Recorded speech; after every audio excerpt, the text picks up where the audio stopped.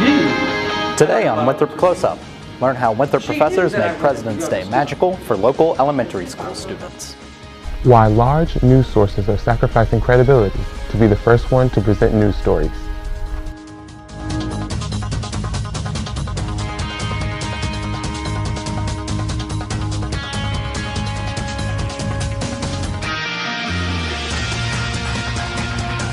Welcome to Winthrop Close Up. My name is Jacob Hallex.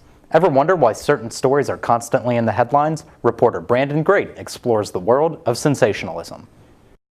Sensationalism isn't something that is new to the world of journalism, but lately, things have been taken to a new extreme.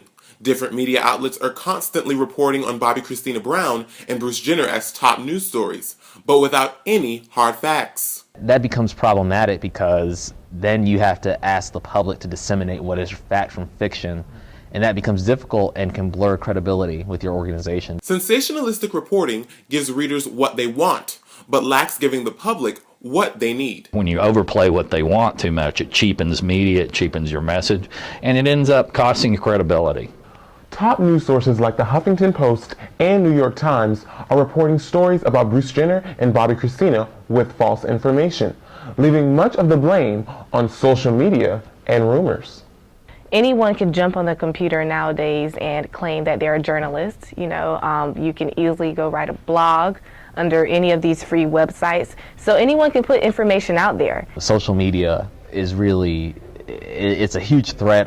It's a print media, we know that. And so I think people are really trying to adjust and trying to figure out what can they do to remain relevant. And I guess even the New York Times isn't above it. Brandon Great, Winthrop Close Up. Be careful about what news you take in. Make sure that whatever is printed or reported is coming from a credible and official source. Jonathan McFadden, the Charlotte Observer reporter and Winthrop alum featured in Brandon's report, also stopped by Winthrop to speak with students during Mass Comm Week. The Department of Mass Communication held an annual alumni panel where recent grads discussed their experience working in the field. Also on the panel was Billie Jean Shaw, also featured in that last report, a 2013 graduate of Winthrop who currently serves as a digital journalist for Fox 46 Carolinas. This year's panel had a more intimate feel for students because many of them know and have worked with the panelists in the past. Do you know both of them personally? I have had the opportunity to work with them, and I can attest that, they have been an inspiration to watch from the time that I got here to seeing them graduate. The panelists explained to students the power of networking and the importance of being an active learner. They also shared some of their personal testimonies as to how they got their jobs and some of the most significant moments in their careers thus far. For more information about the panelists, log on to winthropcloseup.edu. Even though he's not an alum, President Abraham Lincoln visited Winthrop to talk with elementary school students about his time in office. I spoke with Honest Abe about why he was on campus. On a cold February afternoon, elementary students gathered in Dinkins Auditorium to learn firsthand about Abraham Lincoln.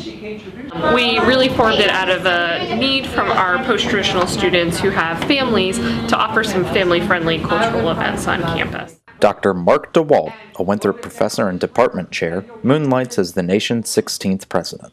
Lincoln is an excellent president to talk with elementary school children about because he loved to read, and elementary schools focus on getting children to want to read. Dr. Eddie Lee of the history department also spoke with children about famous U.S. presidents. When historians rank the presidents, Mr. Lincoln, who you heard from earlier today, is always number one. She knew that I loved to read. She knew that I wanted to go to school. Afterwards, younger students were encouraged to make arts and crafts inspired by President's Day. And it's very encouraging to see young children as young as 6, one of them was 6 years old, paying rapt attention to a discussion of the presidency on President's Day 2015. For these elementary students, it was a President's Day to remember. For more information on events held by the Resource Center for Adult Students, visit winthrop.edu/adult students. On Winthrop Close Up, see why dogs have taken over digs. Stick around to get a sneak peek at what happens behind the scenes of a Winthrop musical, coming up. Joining us now to talk about today's feature stories is reporter Gabrielle Franklin. Gabrielle, what do you have for us today? Thanks, Jacob. When going to the theater, the audience only sees the action on the stage. But what goes on behind the scenes? Reporter Michaela Dunbar filed this report from the wings. I don't know, being in a musical is different than being in a play or watching a play because it's an experience. You get really close with your cast. You get to work with people that are really talented. The Winthrop Theater Department produces multiple plays and musicals throughout the year, and right now they're featuring Into the Woods. I have been working with the students, both the theater students in terms of preparing their music and learning their words and the rhythms, and then I've also been working with the orchestra, making sure that their parts are all correct and they're ready to play and accompany the singers on stage. There was obviously a really famous Broadway production of the show, and so I looked at that for ideas of what to do and also what not to do, because we wanted to create our own production that had choreography that worked with this specific cast and this director and sort of our vision. I'm here outside of the dressing room in Johnson where Into the Woods is currently playing. The ticket sales for this show have been off the charts, which exemplifies the quality of work that the Winthrop Theater Department does on a daily basis. It's really detail-oriented choreography. There's lots of gestures, there's lots of little footwork and partner work and things like that you maybe wouldn't expect when you come see a musical, but that's what I think has made Into the Woods really fun. This famous fairy tale has been featured everywhere from Broadway to the silver screen. There's always those comparisons between what was done on film and what should be done on stage. But the set design comparing to film, they're such different mediums. And film has the luxury of editing and cutting and of course huge budgets. And we try to create the world of Into the Woods on the stage. But I do think that it's invigorating, but you have to have the drive for it. If you really are passionate about it, you can really gain a lot of experience and have a really great time. This spring, the department will be producing Into the Woods, Leading Ladies, and the Spring One Act Festival. Michaela Dunbar, Winthrop Close Up. If you want to be a part of the next musical the Winthrop Theater Department puts on, or just want to buy tickets, visit winthrop.edu/CVPA. Stress is something that most college students face, but how does one deal with it? Reporter Matthew Cray shows us how Pups and Digs are cheering students up. Students gathered in the DeGiorgio Center to enjoy the company of therapy dogs. The dogs are brought to campus in order to help students relieve stress and take their mind off of school. Students here at Winthrop, they don't often go home to visit, so they're visiting now with a dog, and it brings back memories. Just seeing them, getting to pet them. I have lots of dogs at home, and I just really miss them, and I wish I could have them here, so just like getting to pet them and just like they're so happy to see you, it just makes you feel really good. This is Carly Rose. Carly Rose is 8 years old. She's a mixed breed, and she's been a therapy dog for about 1.5 years. All are welcome to enjoy the company of the dogs, and to some it comes as a pleasant surprise. I didn't even know about this until somebody said, there's dogs and digs. I was like, oh, we gotta go, The dogs are in the Student Center every other Wednesday from 11 a.m. to 12 p.m. A lot of us can't have animals because some of us are in dorms or we are in apartments that don't allow pets. So I would say it's a great thing to actually be around dogs, any type of animal, to be honest. I want puppies next time, though. Say puppies. I like puppies. Matthew Cray, Winthrop Close Up. The next time you're having a rough week, remember to stop by Diggs every other Wednesday. That's it for our feature stories. Let's go back to Jacob in the News Center. Thanks, Gabrielle. All students are working hard to save money, so in today's Making Sense report, learn about how cheap entertainment is happening right here on campus.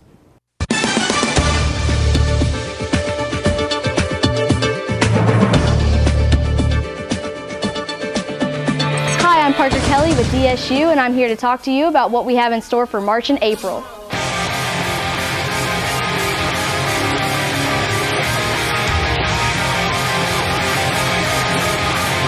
On March 26th, the Strive will be performing in the Richardson Ballroom. That event is $5 with a DSU ID and free with a Winthrop Spring Pass. Then, on April 2nd, we will host a Battle of the Bands at the Amphitheater. Winthrop students will perform many different styles of music while competing for the title of Best Band. Hope to see you there! Welcome back. There's marble, there's paper. But what about combining the two? Let's see Winthrop students let their creative juices flow by doing just that. Today we are doing, we're marbling paper, which is taking paints and putting it in water, and you put the paper over it after making a design, and you have a beautiful piece of paper afterward. see if that works. You can manipulate the paint with combs and sticks and create patterns, and then let the paper dry. And it's a pretty simple process, but it opens up a lot of possibilities. It was actually invented by the Turks. It was in the Middle East, and then it was the Turks in like the 14th and 15th century became the masters of marbleized paper. It's really, it may be that excitement between ideas and hands-on is probably the magic component of the class. Check that out. Oh, wow. You got dots. It's interesting to make these books because it's stuff that you wouldn't get to do as often, because you can always draw, always paint, but you can't always make books like this. The Art of the Book class is offered every 2 years. Thanks for tuning in to this week's Winthrop Close Up. Make sure to follow us on Twitter and Facebook at Winthrop Close Up to stay up to date on campus news. See you next week.